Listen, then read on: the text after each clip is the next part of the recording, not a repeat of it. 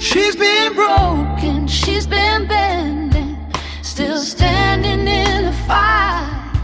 Held together. Queens, adjust your crown, because guess what? It's podcast time, and we are on to episode 4 in season 5. And guess what, guys? I'm not here alone this week. I'm here with my friend Jessica, and we're going to be talking about a topic that both of us are excited for. And I do want to make a disclaimer. We both have kids, so if you hear babies in the background, babies milking, babies feeding, babies screaming, footsteps, please forgive us this week, because as a mom, kids come first, podcast somewhere in between. So this week, guys, we're going to be talking about a topic that many persons reached out to me personally about after we did the Foxes for Women. Somebody said to me, so what happened to the men? So this week I decided to get my marriage guru over here with me, and we really had an honest conversation last week, Jessica, about the little foxes that women bring into relationships, into their marriages. And these are subtle habits that quietly destroy love. And so today we're going to balance that conversation. This episode, let me make this clearly, is not about attacking men. This is about understanding them. Because if we only point out the weaknesses of women while ignoring the struggles of men, then we're only telling half of the story. And we're not about telling half of the story or half of the truth here. We're about everything, the complete picture. So ladies, today's episode is for you. Not so that you can use it as ammunition, Jessica. That's not what we're doing today. It's not so that they can say, hey, Obi, Pastor Ocean, Jessica said that this. No, that's not what you're going to do with this information. We just want you to understand what often destroys good men, what damages marriages, and how to respond with wisdom instead of simply reacting out of emotion. So because sometimes the fox isn't another woman, because a lot of us naturally think men, I would say like men just mash up the marriage, walk out of their relationships because it's another woman. I would say no. Sometimes the fox are other small things, and that's what we're going to dive in today. Sometimes, Jessica, the fox is pride, right? Sometimes the fox is silence. Sometimes it's unresolved childhood wounds. And other times, I feel like the fox is a man who just never learned how to lead because nobody showed him. It was just him alone. Especially Jamaican men. Yeah, so true. Jamaican men have learned how to package themselves well. I mean, I say package themselves well as the tough man who don't need to show any emotion whatsoever. You don't want to even see them walking, holding them wife, and some of them, when the relationship just starts, they'll do it. But after they've gotten used to it, it seems like it's an abomination for a woman to hold on to them. And that's true. And I love how you call it struggles. Yes, yeah, because struggles, that's what they are. Yeah, so kings and queens, today we're going deep because I get to understand a few men sat down and listened to the podcast last week. So queens, we're gonna dive in. All right, so Jessica, I personally think, and this is me, that one of the biggest mistakes that women make is believing that every man who hurt them is evil. Do you believe that? Yeah, that's true. That is very true. Like they will say that, that one person hurt them and they're not giving another man an opportunity to hurt them, or they bring those wounds into their current relationship. Absolutely. Because the thing is, let's be frank, some are evil, yes. We know that. We see it on the news every day. Some absolutely are, okay? But many men are not evil. Some of them they're just broken. And one thing I've learned, Jessica, is that broken men often break people. Yeah. Right? They don't excuse... I want to word this the right way.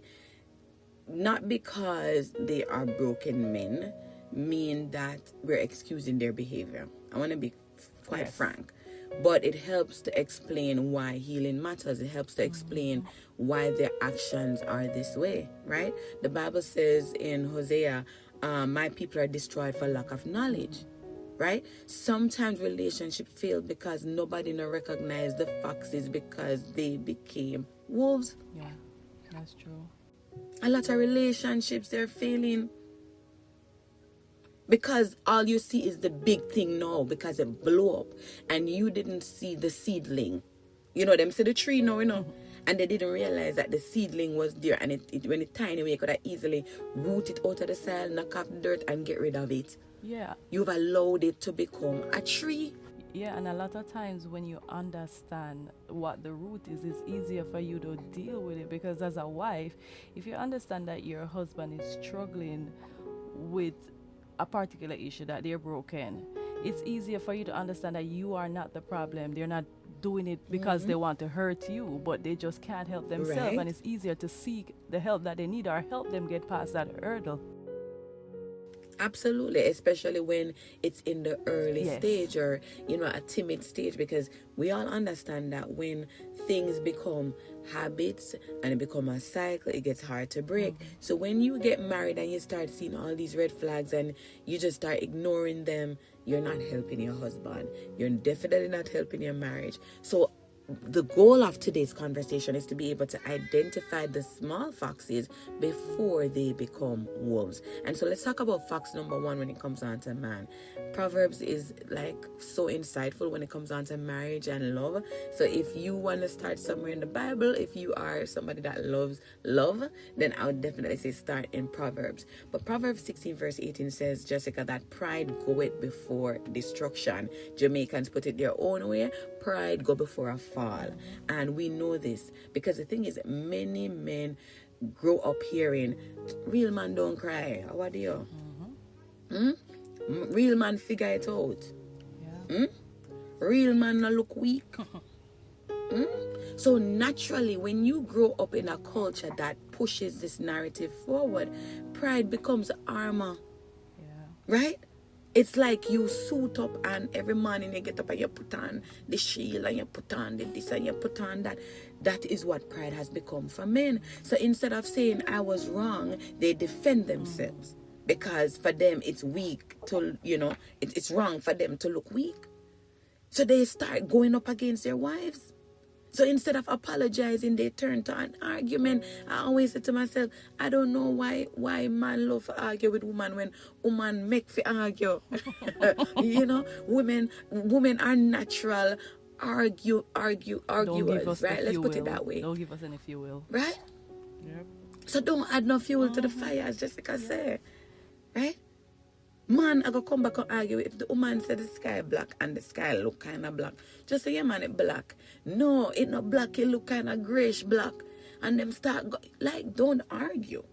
Right? So, and the next thing, Jessica, I feel like instead of communicating, men shut down. Yes, I get that with my that's a husband big too. one. Mine's too.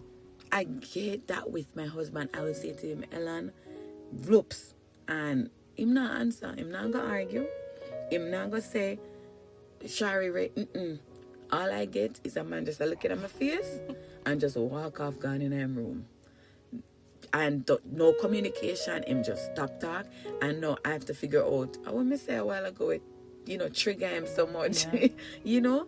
And it puts a burden on you to try, and especially somebody like me that processes so many things at a time. I may be saying one thing, but my mind may literally be 10 steps ahead. So now I have to step back and say, Shara, what did you say a while ago? Right? You know? Yeah. Because they don't communicate. They don't. Definitely. I Right. experienced that as well. Like my husband would walk around and I'm like, I know something is wrong, and it's just silence. And then the one thing we can do as wives, and it's a big mistake, is to just sit and try to think what they're thinking, because trust me, the enemy will play with your mind and you think he's upset with you when it could just be something at work that's, you know, getting him down. Listen, Jessica, you're spot on. I may not have the patience for you to them. So all of the wives, they were very patient.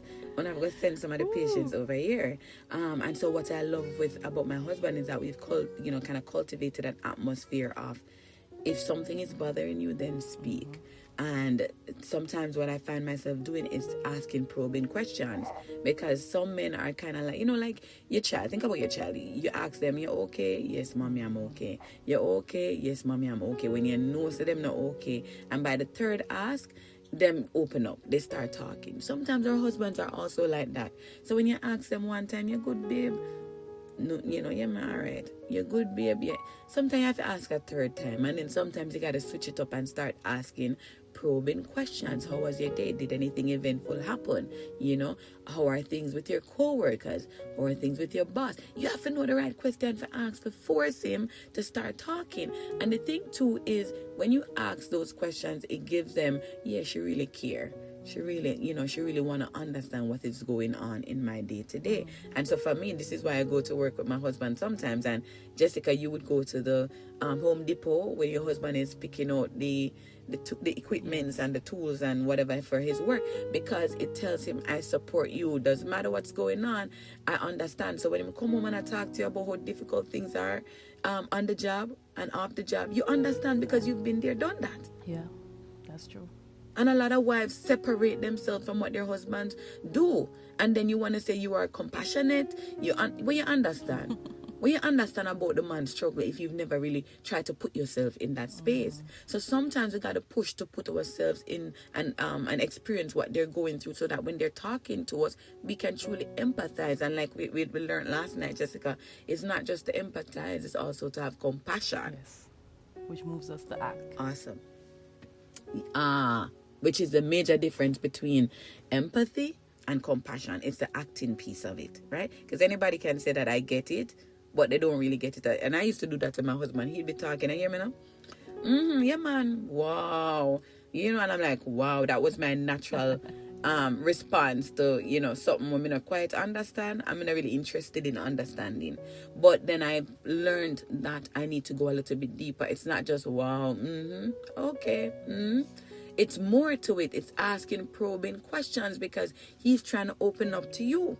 He's trying to tell me something, and he wants a conversation. And a lot of us, we sit in our phones, we sit on the TV, and we do the most while our partners are talking to us. They don't even have our undivided attention. Sometimes we got to put the kids on timeout and say, babe, come, let's have a conversation. Let's talk. So that he has your undivided attention, the way things were before kids came. Right? All right. Now, Jessica, the thing that I feel, my opinion again, you cannot win an argument against pride. Woman, I want you to hear me and say, you cannot win an argument against pride, because the thing is, pride doesn't listen. Pride competes. Pride has to always be right. And so if your husband is struggling with pride, then you have to deal with it at the root, because you will never win an argument. You will always be competing with your husband. He will always not listen, because in pride will make him shut you down before you even say what you need to say. Pride will lose a marriage just to win an argument. That is pride. It will mash up your whole marriage, separate you and your children from your husband, because he refuse to take what you're saying just to win an argument over you. A lot of marriages are walking. A lot of marriages are broken up today, Jessica. And you know why?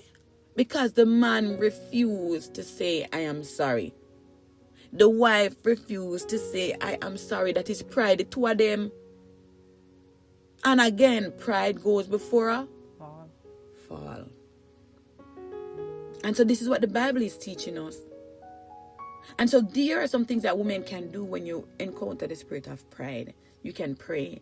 And I'm not talking about passive praying, because some of you are passive prayers. You just easy with the prayer. So you have to go down in a warfare prayer. Warfare. You have to go down on some fasting. Use the word. Use the same word to overcome the struggles that you're seeing. And the most important thing too is communicating calmly, because some of you, because the husband full of pride, you're full of aggression. And so every time you communicate, there's this like a microaggression behind it. That's me at times, right? So we need to learn to communicate calmly and set healthy boundaries.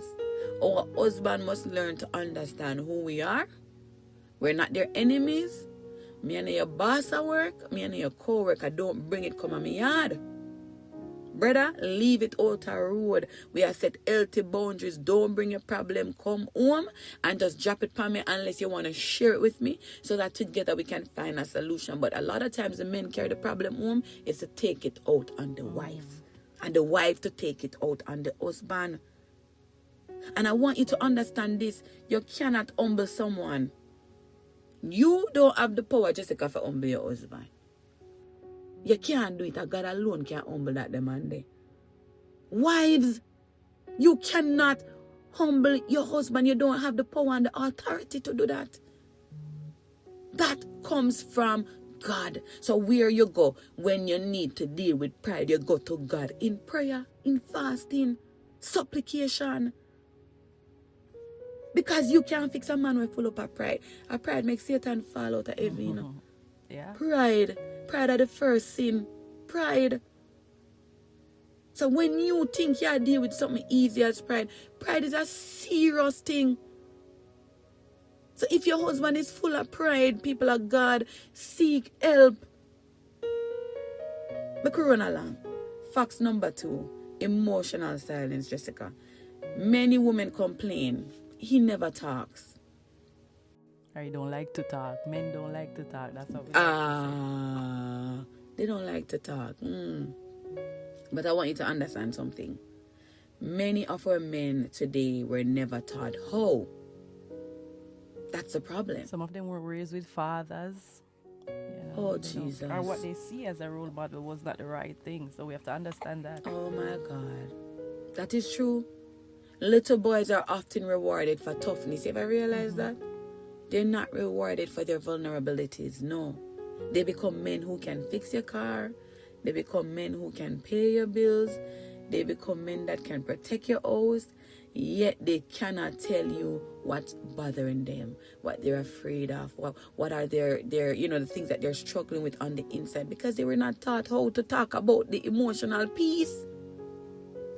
Right? So imagine your husband come home. What's wrong? He says nothing. Meanwhile, he just lost his job. Oh, you mean that ain't nothing, brother? Yeah. Eh? That's a big deal. Now his mind start play tricks on him. He's drowning financially. Him already start, oh my God, think about the weight of what is about to come. He starts questioning, am I enough? I can't provide the way that my wife is used to, that my children are used to. And so what he does, he starts stepping further into the darkness. Silence has become his new language. People of God, this is trouble. And we have to be able to identify it as wives. Like we can't be so consumed in ourselves, because a lot of times we think that it's about us and just dismiss what they're going through. That is true, Jessica, because the thing is, we have to understand that for a man to learn 30 years that this is how he should operate, you can't come in a 1 year in a marriage and try to change that demand. It not go work. So you have to learn how to identify these emotional, silent triggers, the things that are going on behind the scene. Because a man who is struggling with thoughts like, I am not enough, will commit suicide. A man who is struggling with, he will walk away from the marriage. The Bible in James says we must be quick to hear, slow to speak. So communication isn't only speaking, it's also listening, and somehow we don't love listen. Women with mouth must always depend spring. I'll go 100 miles a minute. Women must stop it. Pastor Osh, my husband had an uncle, he passed away now. He used to always say that there's a reason why we get one mouth and 2 ears, and we need to One listen. mouth. And he was talking about women because it was like we love to talk a lot. And can you imagine if we had 2 mouths and 1 ear? Oh, Jesus, I done with done. I'm telling you, people of God, which woman we chat too much sometime. Before the man can talk, before you even create the atmosphere for him speak, you start cussing out. You act like you have no sense. You're just fool. So I want you just walk up and down through the house and sulk. Go figure out what is wrong. That's your job. That's your job. With compassion. Do it with compassion. Ah, my God. And if you practice active listening, then I can guarantee your husband will start opening up emotionally. Yes. Sometimes we women need to create a safe space instead of an interrogation room. You're not named police. Even if you're a police by your profession, when you come home, you're not a police officer. You're a wife in a marriage. Leave the interrogation room drama to the police station. Create a safe space for your husband to allow him to feel vulnerable. Imagine him can't feel vulnerable with you, but him can feel vulnerable with a co-worker, a female friend. Him not must step left here and go to the friend. Yes, that's where That's it how cheating come in. Some men start cheating emotionally. Why? Because they find emotional safe space with that woman, with that co-worker, with that church sister, with that friend. And you are the one who kick him out to them because you choose to run your mouth more than how you listen.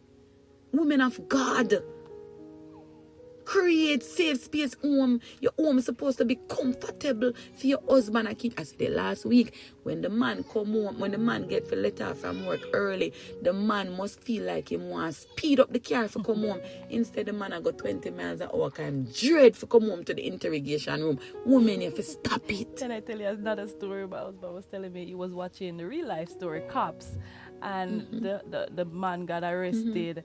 And he was excited, and the police couldn't understand why he was laughing, and he said that he didn't have to go home to his wife.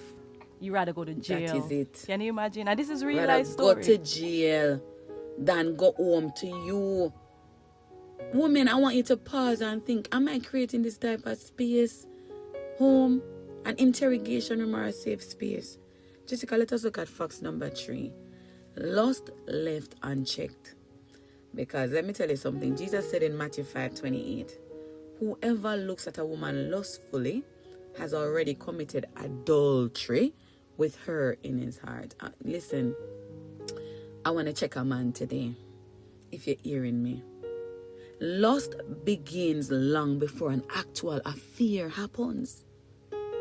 It starts with unchecked eyes, right? These are the hidden conversations that you're having. The pornography that you're watching, emotional attachments that you're having, those are the social media messages, the comparison that you're running with your wife to somebody else, the fantasy that you're having in your mind.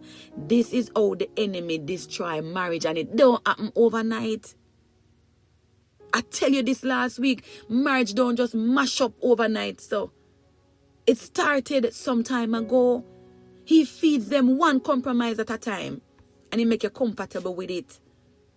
And so what women should know is that you are not responsible for curing another person's loss. It's not your job. Because a lot of you overextend yourself when it come on to that. You start checking phone. You start stress out yourself, man. You're not responsible for curing that man. You can give him everything we want. And if he have a lustful eye and wandering spirit, then that's a problem. You're not responsible for policing every temptation that the man has. A husband has to learn to choose holiness, godliness. Choose your wife, brother. The one that God give you, the one that you go before man and God and commit to in sickness and in health. Till death do us part, and some of you not have no respect or no vows. No covenant. God has done an amazing job at showing us the importance of covenant, and some of us just want to take the covenant that we've made before. Hey, listen, if it was just man alone, you made the covenant in front, it wouldn't be so bad. But you made the covenant before God. Some of them is just a contract. They don't understand what a covenant Just a contract. is. Yeah. Just a contract. But I want to say to somebody today that at the same time, couples can speak honestly about temptation before it becomes sin. A lot of marriages don't have room to talk about the temptation or the struggle that the man is going through. So the man has to be able to come and say, babe, I find myself, my eyes wandering. I find myself getting too comfortable talking to this co-worker. So that way the wife can help. Right? Because sometimes it don't reach sin state, you know. Because once it get to the state of sin, that is when we find the issue. We have have to be able to talk about the temptation before it becomes sin. Because when you do it, often protect the marriage better than couples who pretend that the temptation don't exist. You ever see some pastor man and pastor woman we act like them have it all together and their marriages is all this and a bag of chips and then bloops. 1 year later, marriage mash up. You ever see that yet? It's because they were pretending that the problem them never did it, them never confronted. Some of them pretend like everything alright and it's nice. Stop pretend, man. And God we no need to pretend, right? Alright, let us jump to facts number 4, Jessica. Anger without healing. Anger without healing. Because the truth is, some men were taught anger. That's all they know. Anger instead of sadness. So the thing is, every emotion that they have leads to anger. Rejected, angry. Embarrassed, angry. Ashamed, angry. Afraid, still angry. Everything angry. If I see some angry man just a move around, the children can't have a good conversation with them. The wife can't have a good conversation with them. Nobody can have a good. Them just angry, raging. Oh my God! But the Bible says that gentle answer turn away wrath. So women, our response to anger can't be anger. Another fuel. Right? It's another fuel. You're right, Jessica. So a gentle answer, if angry, no problem. Respond with love. Hey, listen, it's when me upset, we have a rule in my house. If me upset, my husband can't upset. And if my husband upset, me can't upset. It's when me upset and my husband just start laughing for me. Me have to really tap and wonder when me did angry about a while ago. Because, in fact, when him start laugh, me can't help but laugh too. So now me angry and me start laugh. People of God, let us replace anger with love and with compassion and with gentle answer. That's the best way. Indeed. Now let's talk about facts number 5. The time is well gone, guys. Let's talk about facts number 5. The need to always be the hero. I don't know about you, but I feel like my husband is this guy. Many men secretly believe my value comes from what I provide. And I've had to tell my husband countless times, we value you more than what you can do for us. So even if you are not able to do what you could have done 10 years ago, just your presence is sufficient for me and my kids, right? Sometimes life happens. You lose the job. Illness comes. Death comes. Failure. Retirement. Different things happen. It doesn't change the love that you should have for your husband, right? Suddenly when a man is used to doing things a certain way and all of these things come on them, they don't even know who they are again because their identity have been wrapped up in their provision, what they can do, right? Identity should not be built on performance. As we were on that point, especially working wives, they're working wives that they may flaunt it over the husband's head and let him feel small or belittle him if he lost his job. Yes. Or maybe he's not working as much as you. And they belittle the husband, and that can damper a man's ego. So we don't want to do that. We have a saying, the strong, independent woman. That's what we love to say these days. But we need to address that as wives. We need to leave that to the single woman. And the thing is, leave that to the women who don't know better. Yes. I'll say it as that. And our job, and this is why we have podcast conversations like this, is so that you can be edified. Because sometimes your husband doesn't need another lecture. Sometimes all he needs to hear is, I'm proud of the man that you are, not just what you provide. I'm proud of the man that you are, not because of what you can do. Encouragement sweetens what? Everybody know it? All right. It does not replace accountability. I want you to understand that, but it strengthens someone who is trying to grow. And sometimes our husbands are in the space that they want to grow. And so, ladies, we're going to try to wrap this one out. And I'm just going to summarize what we have. Facts number 6 is a lack of spiritual leadership. And you guys know what Ephesians 5 teaches, that a husband is called to love sacrificially. And so don't force a man into spiritual leadership by nagging him, woman. You can't do that, ladies. You have to invite him, pray for him and encourage him. We do too much pushing and nagging, yeah? We need to check that at times. Facts number 7, unhealed childhood wounds. A lot of us are carrying that, right? Whether it's an abandoned father, so because of that, he struggles to become a good father. A man who never received affection struggled to express affection. A man who was constantly criticized as a child become defensive easy when they become an adult, right? Healing is not automatic with age. I want you to understand it requires surrender to God, honest reflection, and sometimes wise pastoral or professional support. So if you need support, find it. It's important to have balance, right? So understanding someone's wound does not mean accepting abuse. I want to make this clear. So if your husband is abusive, ladies, that's not what we're saying, to stay in it. No, the Bible calls us to forgive, use wisdom and truth. So again, we say if there's emotional, physical, or sexual abuse, I want you ladies to seek safety and appropriate help. Supporting someone healing does not require remaining in harm's way. Yes.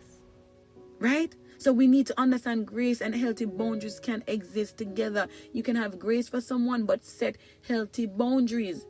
So as we're about to close this one out, I want you guys to think about a few things, right? Before pointing out every fox in his life, I want you to ask yourself this. Am I creating a safe space for honest conversations? Do I correct with love or do I correct him with contempt? Am I praying for him as much as I criticize him? Am I expecting perfection instead of growth? Are my boundaries healthy and biblical? And if the answer is no, queens, don't stay in guilt. Ask God to help you grow where you need to grow as well, because growth is for all of us. And so 5 ways to deal with these foxes is to pray before you react. Address problems early. Encourage growth, not perfection. Keep healthy boundaries. Love is not the absence of wisdom. So if the husband is abusive, set healthy boundaries. And last, keep Christ at the center of it all. Jessica, is there anything else that you'd like to add before we close this out? No, that is it. I feel like number one, the last one should be the first, Christ at the center of it all. I mean, you said lead with prayer. That's out, that's the main thing right there. Amen. And so ladies, if this episode helps you understand the heart of a man a little better, I pray it also reminded you that healthy relationships are built by 2 people who continually surrender to God, exactly like what Jessica said. Some relationships will be restored. Some will reveal that both people are willing to grow. Others may show that one person refuses to change, and that's okay. In those situations, use wisdom, safety, and biblical counsel, because those will truly matter. Thank you for joining me and Jessica here for another episode of Parables for a Woman's Heart. If this episode challenged or even encouraged you, don't keep it to yourself. We always say share it, no? Yes. Comment, no? Leave a review on Spotify, subscribe on YouTube, and join us every Tuesday at 6 a.m. for honest conversations rooted in biblical truth. Until next time, queens, adjust your crown. And remember, don't ignore the little foxes. They're often the very thing that determine whether the vineyard flourishes or slowly fades. Until next time, walk good.